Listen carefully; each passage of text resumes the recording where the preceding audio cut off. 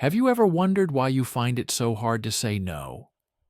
Or why do you constantly seek approval from others, even when it means sacrificing your own needs? If you grew up in a household where keeping the peace was more important than expressing your true feelings, you might be a people pleaser. This isn't a character flaw. It's often a learned survival mechanism from childhood. Understanding the roots of people-pleasing is the first step toward breaking free and building healthier, more authentic relationships. The core issue we're discussing is people-pleasing behavior, specifically when it stems from parental conditioning. This is when a person feels an overwhelming need to please others, often at their own expense, because they were taught, directly or indirectly, that their value is tied to their ability to make others happy. This becomes a serious problem because it can lead to a loss of personal identity, chronic stress, and deep-seated resentment. When your actions are constantly driven by the fear of disappointing others, you disconnect from your own desires and needs, which can leave you feeling empty and unfulfilled. So, why does this happen? Let's explore the causes. One of the most significant causes is conditional love from parents. In some families, love and approval are not given freely. They are earned. As a child, you might have learned that you were praised and valued when you were good, obedient, and didn't cause trouble.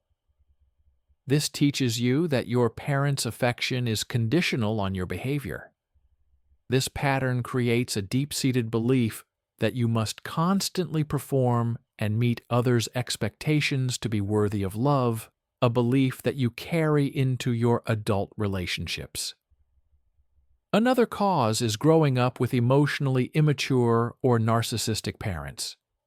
Parents who are self-absorbed or unable to manage their own emotions often rely on their children for emotional validation. You may have been put in the position of being their confidant, peacemaker, or caretaker. This role reversal, known as parentification, forces a child to suppress their own needs to cater to their parents' emotional state. As a result, you learn that your role is to manage the emotions of others, and you may feel responsible for their happiness, a heavy burden that can continue long into adulthood. Finally, an environment that discourages self-expression can breed people-pleasing. If you were raised in a home where expressing your own opinions, desires, or negative emotions was met with punishment, disapproval, or dismissal, you quickly learned to keep your true self hidden. You were taught that being agreeable was the only way to maintain harmony and avoid conflict. This can make it incredibly difficult to assert yourself as an adult because you've been conditioned to believe that your voice doesn't matter, or that expressing it will lead to negative consequences. The impact of these behaviors on your life can be profound. Emotionally, constant people-pleasing is exhausting. It can lead to high levels of anxiety. Because you're always worried about what others think, it can also lead to depression, as you may feel a sense of emptiness from neglecting your own needs. Over time, this can erode your self-esteem, leaving you with the feeling that you are not good enough on your own. Socially, this can lead to superficial or one-sided relationships. You might find yourself surrounded by people who take advantage of your generosity because you attract those who are comfortable with you, doing all the giving. You might struggle to form genuine connections because you're not showing your true self. The fear of being rejected for who you really are can keep you from experiencing the intimacy that comes from authentic connection. The overall impact is a life lived for others instead of for yourself. This can lead to burnout, resentment, and a feeling that you've lost touch with who you are and what you truly want out of life. The great news is that you can unlearn these behaviors.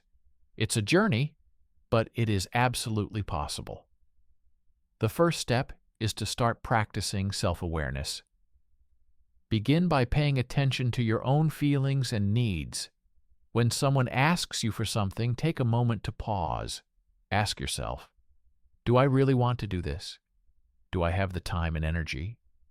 What will it cost me? Keeping a journal can be a powerful tool for this. Write down when you say yes, but wanted to say no, and explore the feelings that came up for you. This simple act of noticing is the first step toward change. Next, it's time to begin setting small boundaries. Boundaries are not about being mean or selfish. They are about self-respect. You don't have to start with a big confrontational no. Start small. If a friend asks you to hang out on a night when you're exhausted, you could say, "I'd love to see you, but I'm really tired tonight. Can we do it another time?" This is a gentle way of honoring your own needs while still showing that you value the relationship. Each time you set a small boundary, you are reinforcing the message to yourself that your needs matter. Finally, consider seeking professional support. Unraveling deep-seated patterns from childhood can be challenging to do on your own. A therapist can provide a safe and supportive space to explore these issues. They can help you understand the root of your people-pleasing behaviors and teach you practical strategies for building self-esteem and setting healthier boundaries. Therapy is not about blaming your parents. It's about understanding your past so you can create a different future for yourself. Let's think about someone named Maya. For years, Maya felt suffocated by her need to please everyone. She was the one who always organized family events, even when she was exhausted, because she was afraid of disappointing her mother. In her friendships, she would lend money she couldn't afford to spare. After starting therapy, Maya began to understand that her people-pleasing was a way of seeking the validation she never felt she received as a child. Her therapist helped her practice setting small boundaries. It started with telling a friend she couldn't help them move one weekend. It was terrifying, but her friend understood. That small victory gave her the courage to have a conversation with her mother about sharing the responsibility of family events. It wasn't easy, but over time, Maya began to feel a sense of freedom she had never experienced before. Breaking free from people-pleasing behaviors taught in childhood is a journey of self-discovery and empowerment. It's about learning that your worth is not dependent on the approval of others. By understanding the roots of your behavior and taking small, consistent steps to change, you can build a life that is authentic, fulfilling, and truly your own. If you recognize yourself in this description, know that you are not alone and change is possible. Your journey to a more authentic life can start today. Think about one small boundary you can set this week. It might feel uncomfortable at first, but it is a powerful step toward reclaiming your life.